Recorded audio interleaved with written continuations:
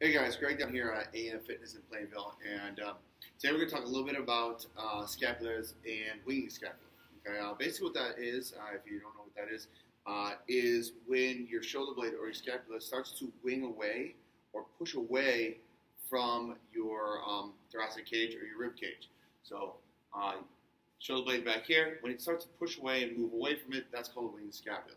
The reason that's important, okay, is because if you have dysfunction here, then you certainly have dysfunction in your shoulders. Okay, so when you talk about overhead movements or just getting your arms up over the top of your head, right? 2/3 of this motion comes from your shoulder itself.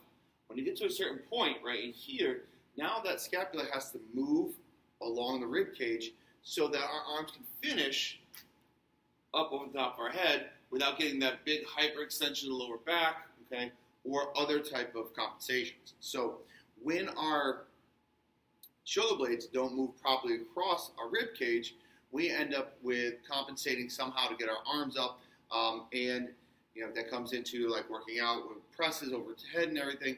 You're going to start hurting your shoulders. So all winging scapulars are going to come from one major thing, that being a weak serratus anterior. Okay. Now we can strengthen the serratus anterior all day long. All right, but if we don't know what's causing that weakness, all right, then we're never going to fix it. So there's several things that can cause a weakness. One of the first things is tightnesses in the antagonist muscle. Okay? The antagonist muscles are the muscles that act directly against that muscle. Okay, so in this case, the antagonists for our serratus anterior are going to be our rhomboids and our levator scapulae. All right, two quick, simple stretches for those. All right, for our rhomboids, we're just going to find up against the wall. Okay, the rhomboids are the muscles. So if these are shoulder blades, rhomboids connect directly between. So if these are too tight, they pull in like this. We get that wing there. Okay, we'll put our butt up against the wall. All right, hands together. We're going to push away. And as we do, we're going to start to round, reach, drop the head down, and push. And what we're doing is we're really just taking those shoulder blades and we're starting to stretch apart. Okay, so the rhomboids, like I said, they're going to be directly between those shoulder blades. So imagine that wall behind me. All right, heads down, keeping my hips back against that wall. So I'm really reaching out in front of me to stretch those rhomboids. Okay.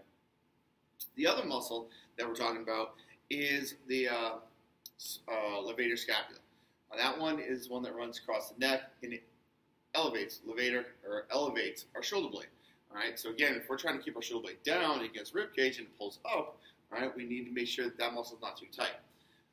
So since that muscle, all right, it causes an upward rotation, all right, what we're going to do is we're going to put it on stretch and then create a downward rotation. So again, we're back on that wall.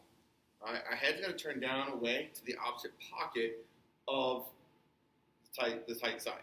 All right, so if my arm here is tight, I'm going to look away and down to the opposite pocket.